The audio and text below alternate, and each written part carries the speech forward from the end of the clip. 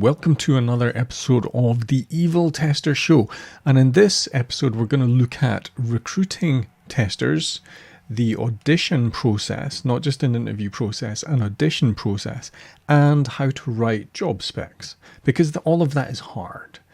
First, a quick word from our sponsor, which is me, EvilTester.com. That's the website. That's where you go to find all the show notes and blog posts and extra videos. So lots of good testing content at EvilTester.com. Now, this episode was originally recorded live for my Patreons in 2019, January 2019, which is why if you're watching the video version, you'll see I've got so many layers of clothes on because it was January and it was cold. But I'm going to go through some of the old material that's on Patreon and try and release some of it to the general public. But for this point in time, this is just a quick 10-minute podcast on how to recruit testers. So I got a couple of LinkedIn messages from someone who is struggling to recruit people. Now, the unfortunate thing is they weren't saying, Alan, we would like to employ you to help us recruit people. Because that can be quite good. I've done that before. I quite like that. They've got the battle that they're in a location that is not easy to recruit for. They're not particularly near a city, but they're close enough to 3 major cities in the UK that they've got a fairly big caption area. But those people are much more likely to work in the city, so they have to offer rates that are competing with that. And sometimes in those cities, some people will commute down to London and get almost double the salary. So they have a fairly hard task.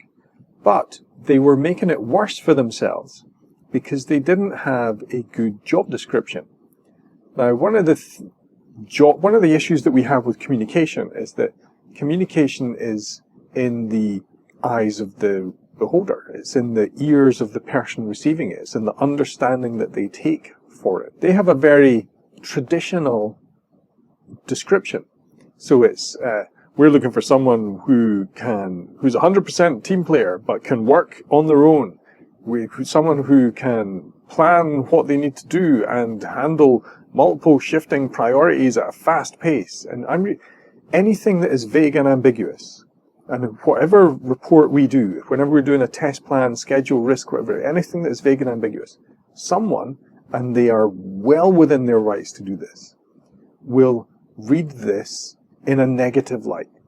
When I see conflicting statements, I view that negatively as you really don't know what you want. Or if that is how you're approaching this, you really can't manage the situation. If you say things like, well, you need to handle shifting priorities fast, I read that as, we don't know what we're doing as a business. We don't know how to set priorities. We don't stick to plans. There was also, well, you need to be hands-on testing, coming up with test plans and test ideas. You need to be an expert test automator and understand tools. But there's no specifics. There's no, well, what tools specifically? How much experience specifically do I need to code? Does it capture replay? What kind of experience? Experience in automating mobile, web, desktop. What is it? What is it you want? And then I read into that as, we don't really know what we want. We just want someone that can do everything. But we just want to pay this small amount. Because if we knew what it took to get someone who can do everything, the numbers would scare us. And recruitment is hard enough. If you have a look on the Ministry of Test website, they've got a job section. And I'm not encouraging you to apply for jobs. I'm encouraging you to look through the listings there. Because some of the listings, it's a good place to have a nice central place of listings, all of whom are advertising for the same thing. Right? They're advertising for testers. And you can see very quickly the difference between the way that people write job specs. Some of them are very much describing the environment. You will work with these people. We have these expectations. They're very clear. I think that is a much better way of recruiting people, just being as clear as humanly possible. Don't try and make it all folksy and HR and everything else. Just go, you're going to work with the manager. The manager's going to set your goals. We're going to evaluate them on a weekly basis. You're going to work in the development team. Do. These are the technologies we work with. We're expecting you to test the web application using Angular. We currently have automation in place using C#, and we want people who can contribute to this and expand it. You won't have to start from scratch. All that kind of stuff, making it very clear, I think will help. Because what you're also trying to do is filter out candidates. You want your job spec not just to attract people, but to give people the ability to self-filter. If your expectations are clear, then they know what will and will not work in your environment. They won't try and sell themselves into something that they're clearly not wanting to work in. They don't want to work in that environment. I think there's a lot of good examples on there, on the Ministry of Test Site job board, for looking at how to write a good spec. Now, that's half the battle. Once you've got people in, you have to figure out how to interview them effectively. I very often do phone interviews. Not very often. I always do a phone interview first. I never jump straight to a face-to-face interview because that wastes their time and my time. So much of my time during job hunting was wasted with face-to-face interviews that within the first few seconds, you knew this just wasn't going to work. This wasn't right. The people here, they expect this wasn't the right thing. And they knew you were not the right candidate for them because you're coming in too hard and too fast for them. So phone interviews first. You always get a good feel for, are people going to talk in specifics? And if people are answering in very vague terms, it's your job to ask questions that are getting ever more specific based on their answer. So how specifically did you implement this automation test framework?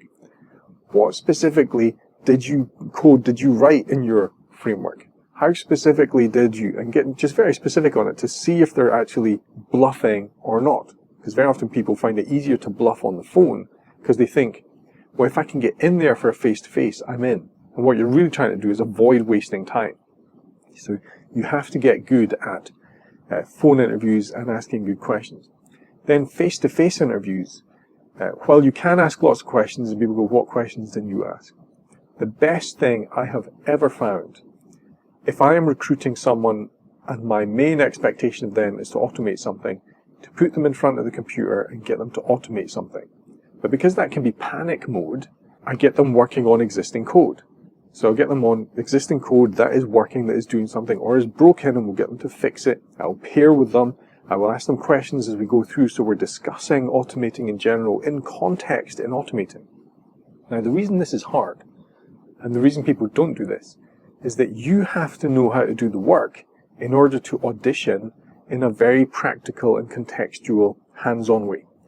So test managers who don't know how to automate cannot audition and question people in that hands-on way.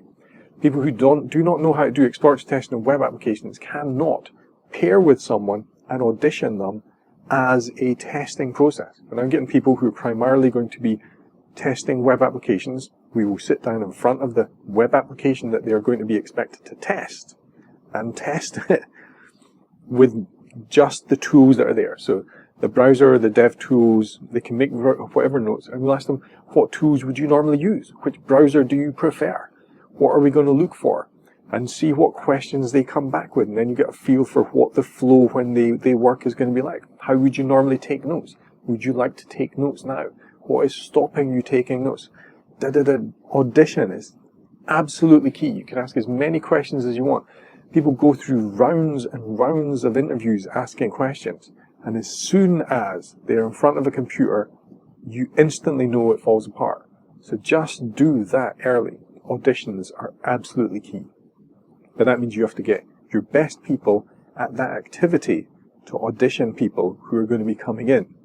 But you also have to respond contextually to that person and adjust it to their level of knowledge and experience, and assume that there's some set of nerves in there and take account of that in the process. And it's hard and nuanced.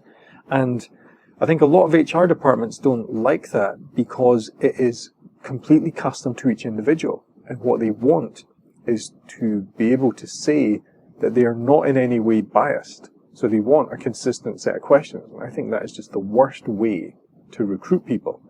And I think it's much more fair to approach everything the same, even though it is contextual for that person. So I always audition. If the HR people want to have a consistent set of questions, then we might put that in as the start of one of the interviews or afterwards or whatever, but the audition is the key part for telling whether people are going to be suitable or not.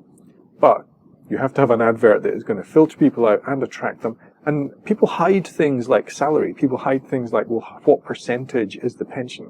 How much is the insurance cover? Just don't hide any of the numbers. Just put the numbers in. Assume that people will negotiate afterwards, but hide nothing. I think a good sales technique is showing the price so that when people come in, they know what it is. Then everything else is a bonus, right? Because if you're matching the price that people want, or if the price isn't quite there, showing them the extra benefits and bonuses that make the workplace and the approach very clear. Because if it's unclear, why would people want to come in? So that's some of the advice I gave them, and clearly it was coming back as questions, and I don't know how they've responded to me going, this job description is not as clear as it could be, this is vague, here's how I am misinterpreting this. I assume I'm misinterpreting it in a negative way, but I might not be. So interviewing is hard. Recruiting is one of the hardest things to do.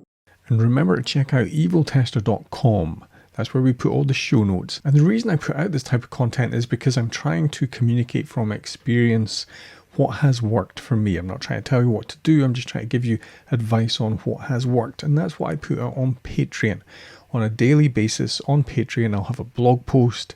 There'll be videos, there'll be behind the scenes information. So there's a lot of stuff. So you can help support this podcast by signing up at patreon.com/EvilTester. And just in general, subscribe to the podcast wherever you found this and read the blog. So hopefully I'll see you on EvilTester.com or one of the videos later on. But thank you for tuning in.